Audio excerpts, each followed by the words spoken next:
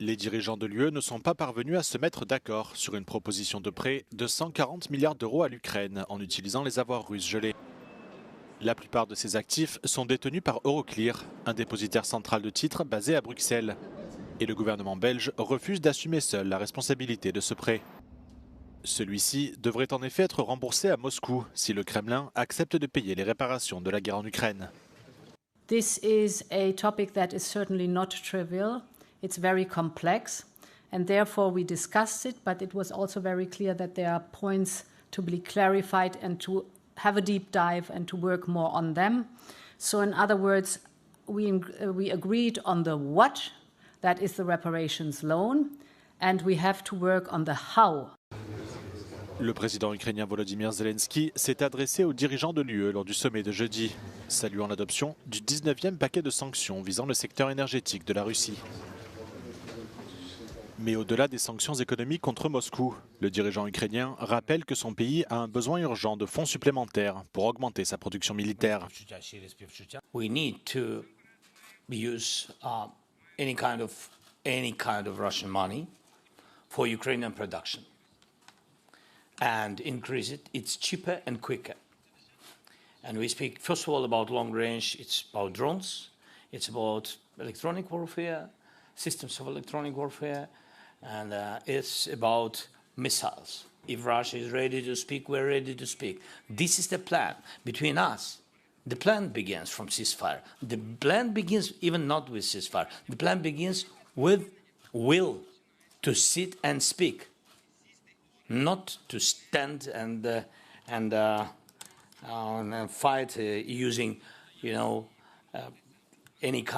all the kind of missiles against just civilians. EU leaders have agreed that a decision on using frozen Russian assets held in Belgian banks to be used in Ukraine will be made at the next EU summit in December.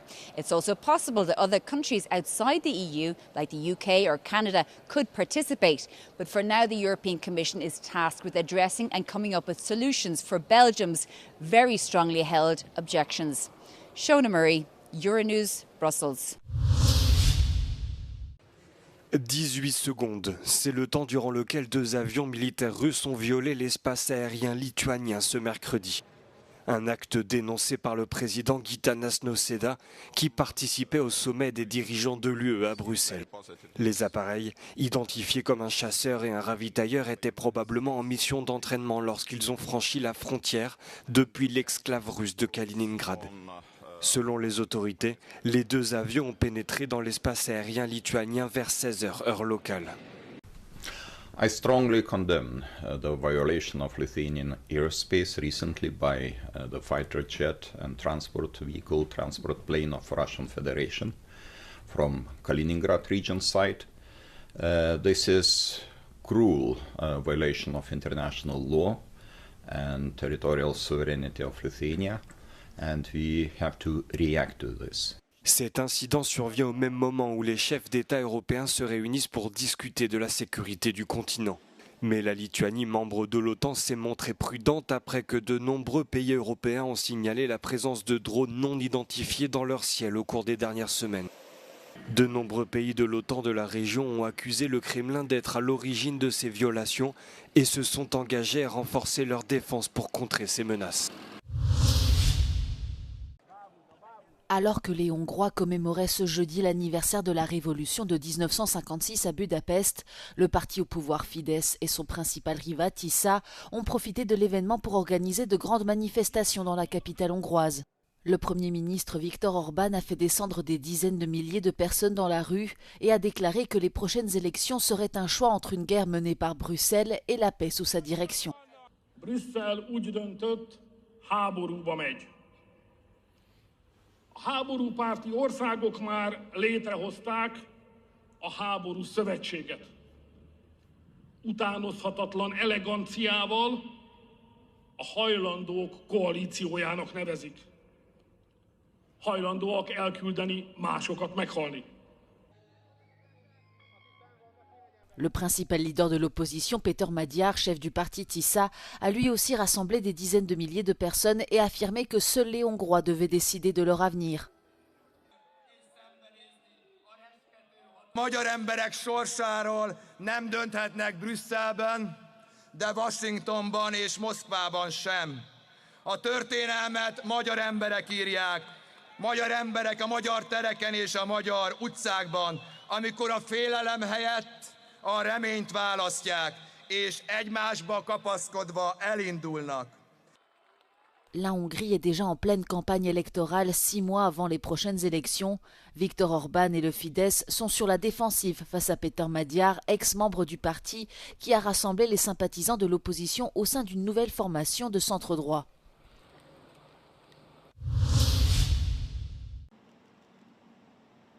Donald Trump hausse le ton contre le Canada. Le président américain a décidé ce jeudi dans la soirée de rompre immédiatement les négociations commerciales avec Ottawa. La raison, une campagne publicitaire contre la hausse des droits de douane entre les deux pays que le républicain accuse de tordre les propos de son prédécesseur, Ronald Reagan. Compte tenu de leur comportement scandaleux, toutes les négociations commerciales avec le Canada sont par la présente rompues, a affirmé Donald Trump sur son réseau Truth Social. Cette annonce intervient alors que le Premier ministre canadien Mark Carney a déclaré qu'il entendait doubler les exportations canadiennes vers d'autres pays en raison de la menace que représentent les droits de douane imposés par Donald Trump. Cette fin abrupte des négociations pourrait attiser davantage les tensions commerciales entre les pays voisins qui s'intensifient déjà depuis des mois. Mark Carney a rencontré Donald Trump au début du mois pour tenter d'apaiser les tensions commerciales, alors que les deux pays et le Mexique se préparent à une révision de l'accord États-Unis-Mexique-Canada. Un joueur star et un entraîneur de la NBA figurent parmi les 31 personnes arrêtées aux États-Unis pour des affaires de paris illégaux et de parties de poker truquées liées à la mafia. Le coup de filet du FBI a conduit à des arrestations dans 11 États américains pour des chefs d'accusation tels que la fraude électronique, l'extorsion ou le blanchiment d'argent. Not only did we crack into the fraud that these perpetrators committed on the grand stage of the NBA, but we also entered and executed a system of justice against La Cosa Nostra to include the Bonanno, Gambino, Genovese and Lucchesi crime families. Le meneur du Miami Heat, Terry Rozier, figure parmi les sportifs impliqués. Le basketteur est suspecté d'avoir simulé une blessure pour ne jouer que 10 minutes lors d'un match où plusieurs paris suspects ont été enregistrés. Il a été libéré sous caution jeudi après avoir donné en garantie sa maison de Floride d'une valeur de 6 millions de dollars selon les médias locaux. L'entraîneur des Portland Trail Blazers, Chauncey Billups, est quant à lui impliqué dans une affaire distincte de parties de poker truquées en lien avec la mafia. Selon les autorités, les organisateurs de ces parties utilisaient des lentilles de contact spéciales, des lunettes capables de lire des cartes prémarquées ou encore des tables à rayon X pour se tirer d'importantes sommes d'argent à de riches joueurs de poker. La Grèce n'avait jamais décroché de titre mondial en lutte libre. Un sport pourtant intimement lié à l'histoire du pays. Une série noire à laquelle Yorgos Kouyoumtsidis a mis un terme aux mondiaux de Zagreb le mois dernier, en décrochant l'or chez les moins de 79 kilos. Le champion de 24 ans avait pourtant failli mettre un terme à sa carrière après son échec lors des derniers JO. Μετά την Ολυμπιάδα έπεσα πολύ ψυχολογικά διότι καθόμουν μόνος μου και σκεφτόμουν πως δεν έχω κάτι άλλο να βελτιώσω και με επηρέαζε πάρα πολύ αυτό. Σίγουρα μου είχαν περάσει σκέψεις να τα παρατήσω, αλλά κατάφερα να σηκωθώ. Σίγουρα πάρα πολύ με βοήθησε η οικογένειά μου. Η οικογένειά μου με στήριξε πάρα πολύ. Και ο ίδιος μετά με ανθρώπους οι οποίοι ουσιαστικά με ανθρώπους οι οποίοι τους εκτιμώ, τους σέβομαι πάρα πολύ, τους έχω ως μέντορες μου, με βοήθησαν, μου μίλησαν και με κατάφεραν ουσιαστικά αυτοί να με φέρουν πίσω στο άθλημα, να δω. Όπως φαίνεται φέτος δούλεψα πάνω σε αυτό πολύ και ψυχολογικά και σωματικά και κατάφερα φέτος να είμαι σε μια άρεστη φόρμα και να κατακτήσω αυτό το παγκόσμιο μετάλλιο, το χρυσό. En Corée du Sud, le tatouage pratiqué par toute autre personne que le personnel médical est interdit. Cela n'a pas pour autant empêché l'expansion de cet art dans le pays, en grande partie porté par les réseaux sociaux.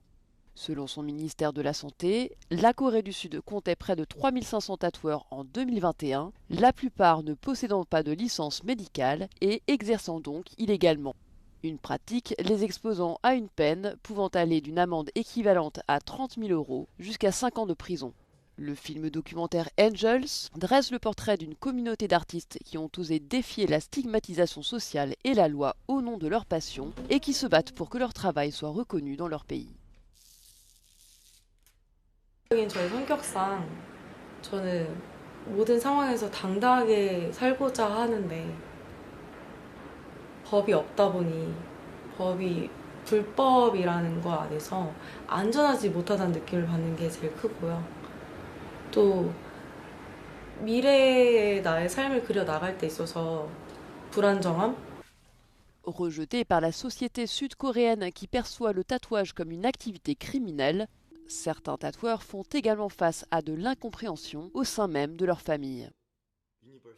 타투 많은 사람으로 사는 게 열받았던 때도 있어요. 근데 저는 그래요. 제가 어렸을 때 할머니랑 살았다 보니까 지나가다가 할머니나 뭐 할아버지 분들이 저를 이렇게 쳐다보세요. 쳐다보시고 막 얼굴 이런 타투를 막 이렇게 유심 있게 보시면서 되게 걱정스러운 표정으로 할머니잖아요. 우리 할머니랑 똑같은 할머니잖아요. Après des années de combats menés par la communauté de tatoueurs sud-coréens, le décret limitant la pratique du tatouage aux professionnels de santé a été modifié le mois dernier.